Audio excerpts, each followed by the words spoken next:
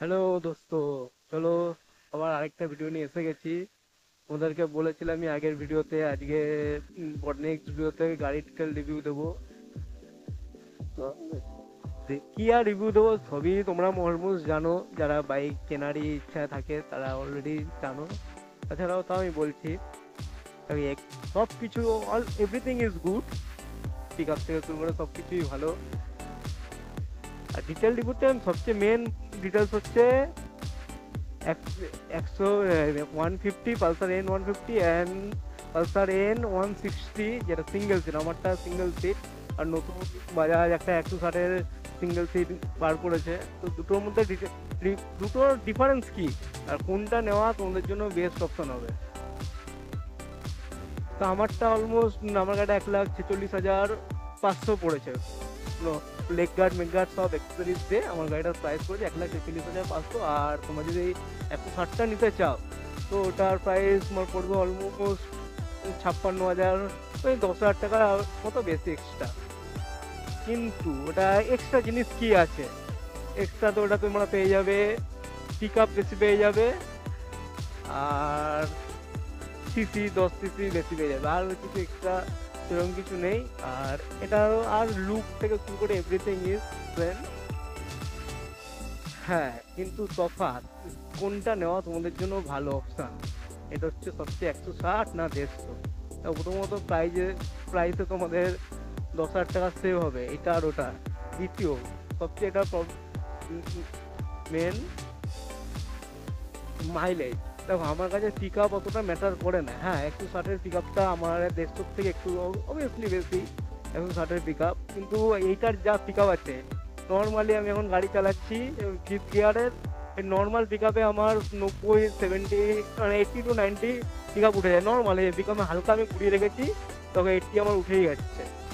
আর একটু ঘোরালে normally 80-90 pick up উঠে যায়। তো এর থেকে বেশি পিক আপ আমার আর দরকার পড়ে না। যাদের এই পিকআপে সন্তুষ্টি না তারা তোমরা 160 কিনতে পারো। যাদের বেশি খুব একটা পিকআপের দরকার নেই, নর্মাল আমার মতো পিকআপেই, তো এরকম পিকআপেই সন্তুষ্ট, তারা বলবো অবশ্যই 150। কেন কেন সবচেয়ে সুবিধা কি জানো? মাইলেজ। এটা তোমরা অলমোস্ট 48-50 মাইলেজ আরামসে পেয়ে যাবে। কিন্তু 160টা নিলে সেখানে 42-42 এরকম তোমরা মাইলেজ পাবে। সেটা একটা বিরাট বড় ডিফারেন্স ব্রো। তোমরা যখন তোমাদের 7-8, তোমরা তো ভাবছো 7-8 কি মাইলেজের কম বেশি 7-8, কিন্তু যারা গাড়ি চালায়, মাসে নর্মালি গাড়ি চালায়, পার ডে পার মান্থ তোমাদের 1,000 টাকা তেল লাগে। নর্মাল যারা গাড়ি চালায় পার মান্থ কম বেশি করে 1,000 টাকা, কারো বেশি লাগে কারো কম লাগে, 1,000 টাকা একশো ধরে চলছে।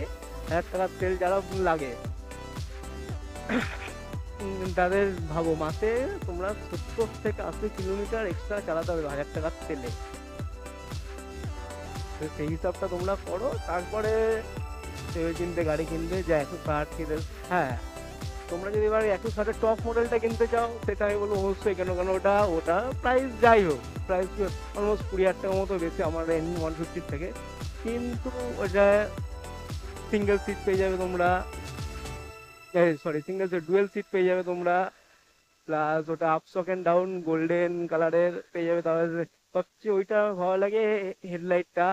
ওটা তোমার খালি ডিআরএল, গাড়ি চলার সময় খালি ডিআরএল চলবে, আর একটা খালি সুইচ থাকবে তোমার, প্রজেক্টর লাইটে একটা সুইচ থাকবে তোমার, যখন ইচ্ছা তোমাদের দেওয়ার হোক না দেওয়ার, ওই জিনিসটা সবচেয়ে বেশি ভালো লাগে।